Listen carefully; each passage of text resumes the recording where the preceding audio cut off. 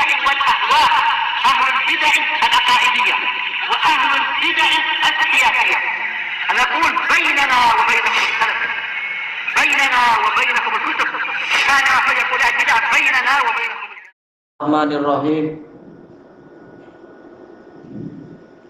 Qala al-Imam Al-Bukhari rahimahullahu taala, al-babus samin, bab yang ke-8, karahiyatu ta'arri fi sholati wa ghairiha, dibencinya telanjang di dalam sholat dan yang selainnya. Baik.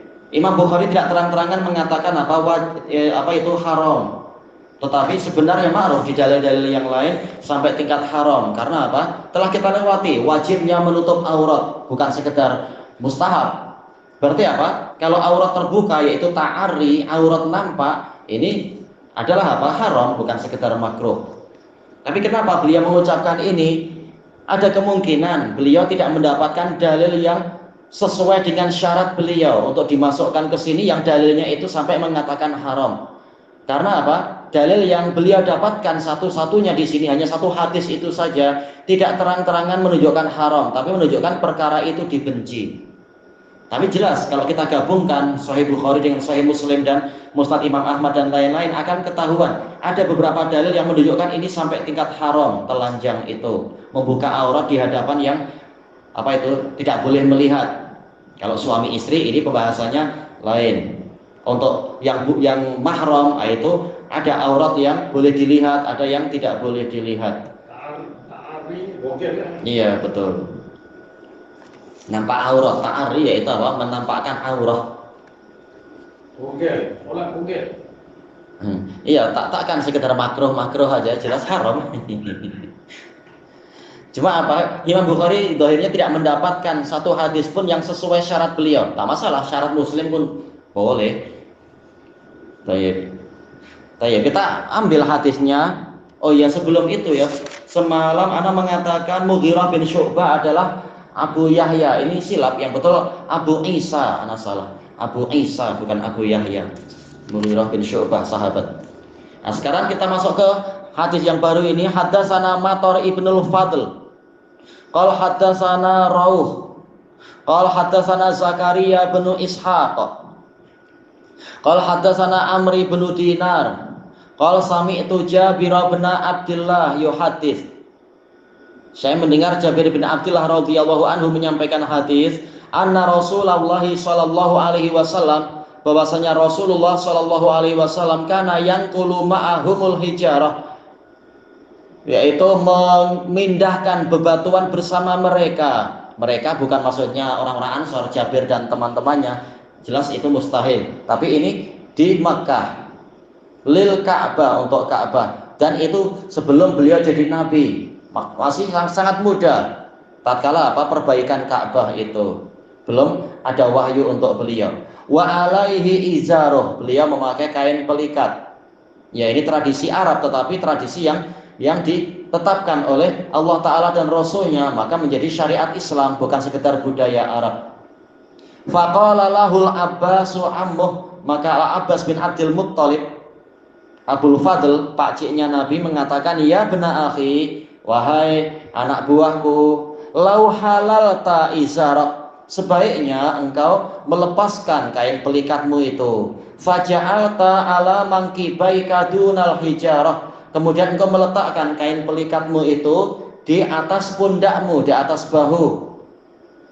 Agar apa? Untuk melapik batu itu, agar tidak terkena badan secara langsung. Kalau fahallah, maka Nabi pun sebelum jadi Nabi melepaskan kain pelikatnya itu, faja'alahu ala mankibaih, beliau meletakkannya di atas pundaknya, fasaqata maghsyiyan alaih, langsung beliau jatuh pingsan. Fama ru'iya ba'da dzalika uryanan sallallahu alaihi wasallam, maka tidak pernah beliau terlihat setelah itu telanjang. Ini penjagaan Allah Ta'ala untuk nabinya, walaupun belum mendapatkan wahyu. Hadis muttafaqun alaih. Di sini Imam Bukhari meriwayatkan dari guru yang belum pernah kita lewati, yaitu Matar ibnul Fadl, tidak disebutkan kunyahnya. Beliau ini adalah Al-Marwazi. Dan beliau meninggalnya di Firober. Ini semuanya di jalur-jalur sana. Yang mana itu? Khorasan. Bukan ini ya. Orang-orang Khorasan. Ini Afgan ini. Afgan dan ke atas-atas itu, iya. Tayyib qal hadatsana Rauh. Beliau adalah Abu Muhammad Rauh bin Ubadah min asbatin nasfi Sa'id bin Abi Arubah. Rauh bin Ubadah Siqah. Beliau adalah Basri. Rauh bin Ubadah al-Basri. Qala hadatsana Zakaria bin Ishaq. Zakaria bin Ishaq, beliau tidak disebutkan kunyahnya juga. Beliau adalah Al-Makki Siqah. Termasuk rijal kutubus sittah. Qala hadatsana Amr bin Dinar, Abu Muhammad Al-Makki Siqatun faqihun imam, dan juga apa? Beliau adalah Makki, tabi'iyun siqah, faqih. Rawi rijal kutubus sittah. Qala sami'tu Jabir bin Abdullah, Abu Abdullah Al-Khazraji. Khazraji ya? Iya, Khazraji beliau. Al-Madani. Bercerita, dan jelas waktu itu Jabir belum masuk Islam. Nabi aja belum masuk Islam dalam istilahnya Pak, Nabi belum dapat wahyu, belum jadi Nabi dan Rasul pada waktu masih muda itu. Diulang, tak layak kita mengatakan Nabi belum masuk Islam. Jelas Nabi di atas fitrah. Intinya Jabir waktu itu tidak menghadiri peristiwa itu. Berarti bagaimana? Boleh jadi beliau mendapatkan cerita itu dari Nabi Muhammad SAW atau dari sahabat yang lain orang Mekah, bukan mustahil. Ini dikatakan mursalus sahabi, dan mursal sahabi hujjah, tak masalah. Bercerita bahwasanya Nabi Muhammad SAW tatkala masih muda, beliau tatkala orang-orang bersepakat untuk membina kembali Ka'bah, beliau membantu mengangkat bebatuan bersama mereka untuk membina Ka'bah lagi. Wa alaihi izaruh, ya pakai izar, bukan pakai pantalon atau apa. Tayyib. Cuma kemudian Al-Abbas melihat boleh jadi apa? Pundaknya Nabi akan sakit kalau bawa batu banyak-banyak berulang-ulang. Abbas menasihatkan sebagai bentuk kasih sayang, tapi tak tahu ini nanti apa menyebabkan aurat nampak kalau tidak ada kain yang lain. Jadi tak pakai baju, hanya menutup bawah. Tak tahu mungkin. Kadang orang kerja, orang kampung kerja, hatta orang Yaman pun kerja telanjang dada. Banyak yang seperti itu yang tidak ngaji tapi. Ini macam Rasulullah pakai kain tutup bawah. Atau boleh jadi sekedar apa? Kain-kain yang pendek dari atas, baju yang pendek sehingga perlu kain pelikat. Kalau dilepas ya jadi muskilah. Ya ini Pak Cik yang menyuruh demikian tatkala Nabi masih muda. Biasaan orang-orang kampung masih muda pun belum paham barangkali, apalagi belum turun wahyu di masa itu. Sekarang sudah masa Islam pun banyak orang yang tak mau belajar, tak ambil faedah dengan baik-baik.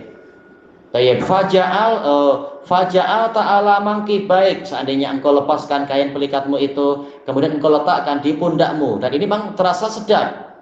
Biasa anak-anak pondok dulu waktu di Indonesia, kemudian di Yaman, selalu begitu, kerja batu itu biasa di pondok-pondok itu untuk membantu tetangga atau membantu pondok itu sendiri. Nah itu memang jadi enak kalau ada kain-kain di pundak kita, meletakkan batu pun tidak terlalu tajam dan menyakitkan. Ini enak, terutama kalau kita pakai apa itu juga apa namanya itu, pakai apa namanya ya untuk menutup tangan itu glove apa? Ya sarung tangan. Nah itu enak, biar tidak terlalu kesakitan dengan ketajaman batu atau panasnya batu lah atau apa. Apalagi kadang kita angkat batu itu di balik batu ternyata ada kalajengking, ada apa itu kaki seribu lah, apa lipan bara, ada ular kadang. Itu biasa pada waktu acara angkat-angkat batu atau memindahkan batu. Nah kalau ada kain-kain ini sangat membantu. Kain-kain untuk itu tadi untuk melapik badan atau apa. Tayyib. Diletakkan di pundakmu untuk menghalangi bebatuan itu. Qal fahallah, maka Nabi melepaskan kain pelikatnya itu, faja'alahu ala mangkibai. Selanjutnya beliau meletakkan kain itu di atas pundaknya, ikut nasihat pamannya, tapi ternyata nasihatnya tidak tepat karena aurat nampak. Menunjukkan syariat wajib lebih diutamakan daripada sekedar apa? Petuah nenek moyang kalau tidak sesuai syariat. Memang di zaman itu syariat belum turun. Itu aja Allah Ta'ala menghalangi Nabi agar tidak melanjutkan yang semacam itu. Apalagi sekarang syariat sudah turun, tidak layak syariat dikalahkan oleh adat-adat nenek moyang. Fasaqata maghsyiyan alaih. Beliau jatuh dalam keadaan pingsan. Dijelaskan oleh para pensyarah, ini menunjukkan penjagaan Allah Ta'ala untuk nabinya. Kita tahu bahwasanya aurat yang nampak ini adalah aib, keburukan. Namanya aurah, yaitu dari ar, yaitu keburukan atau aib, ar, yaitu apa, sesuatu yang menyebabkan orangnya jadi hina ketika aurat itu nampak. Allah tidak rela nabinya mengalami itu, maka langsung dibuat pingsan. Sehingga setelah itu apa? Fama ru'iya ba'da dzalika uryana. Tidak pernah setelah itu Nabi terlihat telanjang. Maksudnya adalah di mata orang-orang yang tak boleh melihat. Kalau istri sendiri, ini pembahasannya lain. Sallallahu alaihi wasallam. Tayyib, apakah dari hadis ini kita mendapatkan dalil haramnya membuka aurat? Kita tidak mendapatkan. Bagi orang yang paham usul fikih, keharaman itu didapatkan dari dalil-dalil yang lain. Ihfad auratak illa min azwajik aw ma malakat yaminuk. Hadisnya sahih. Hadis siapa itu? Lakid bin Sabirah. Rasul mengatakan jaga auratmu, yaitu jangan dinampakkan kecuali dari istrimu dan orang-orang yang yaitu wanita yang menjadi hamba sahayamu. Ini baru kita mendapatkan hukum yang wajib untuk menutup aurat dan haram untuk membuka aurat. Adapun hadis yang di hadapan kita ini bukan dalil untuk mewajibkan, bukan dalil untuk apa? Mengharamkan. Tapi ini menunjukkan dibencinya aurat itu nampak. Makanya Imam Bukhari tidak mengatakan tahrim tapi karohiyah, karena dalilnya memang hanya menunjukkan karohiyah. Bukan berarti Imam Bukhari mengatakan aurat nampak ini sekedar apa? Sekedar makruh, bukan.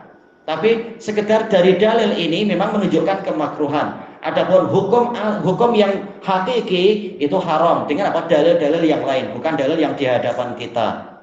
Nah, dengan itulah akan terkumpul pendalilan. Nah, dengan itu ilmu usul fikih dipakai di sini. Tidak seperti ucapan sebagian orang, cukup satu dalil. Ahlus sunnah cukup satu dalil. Nah, kalau dalil itu nampak kontradiksi, harus digabungkan dengan torikot-torikot yang telah dijelaskan dalam usul fikih. Itulah cara yang betul. Kalau tidak, bagaimana? Dia akan memakai satu dalil dan membuang dalil-dalil yang lain. Ini bukan metode Ahlus Sunnah wal Jamaah. Hanya memakai satu dalil membuang yang lain. Yang betul dalil itu digabungkan kalau sama-sama sahih. Tayyib. Ilahuna wallahu a'lam. Jadi di sini Rasulullah mengambil kain belakangnya dan diletakkan di atas bahu. Iya. Di bawah nama. Dohirnya begitu. Buktinya apa? Akhir hadisnya tidak nampak telanjang setelah itu. Berarti apa? Tadi mungkin nampak sebagian aurat. Mana kain itu pendek ya? Kain yang atas. Kan kain pelikatnya diambil. Mungkin kain yang atas tidak sampai menutup baik-baik. Iya. Dia pakai baju. Iya, mungkin pakai baju tapi ya. Iya. Kain di bawah untuk diletak pada bahu, untuk dibagi alas. Iya, untuk alas biar tak sakit. Kalau bawa bebatuan, batu dari gurun atau apa. Rasulullah ingat kain di atas itu mencukupi menutup aurat dia. Boleh jadi. Boleh jadi. Apalagi kalau kita meyakini penjagaan Allah untuk nabinya sempurna, tak mungkin sampai aurat yang besar yang nampak. Mungkin sekitar aurat sedikit pun langsung apa dilindungi oleh Allah, mungkin. Wallahu a'lam. Tapi Nabi Musa tak jadi ya. Ya, peristiwanya lain, terpaksa harus ditunjukkan. Karena yang dituduhkan, yang ditutupi itu yang dituduhkan. Jadi itu Allah nampakkan sekalian tuh, normal. Muskilah, situasinya susah. Iya, dikatakan cacat besar itunya. Itu harus ditunjukkan itunya. Kasihan. Iya. Baik, subhanakallahumma wa bihamdika la ilaha illa anta astaghfiruka wa atubu ilaik. Alhamdulillahirabbil alamin. Jazakumullahu khairan.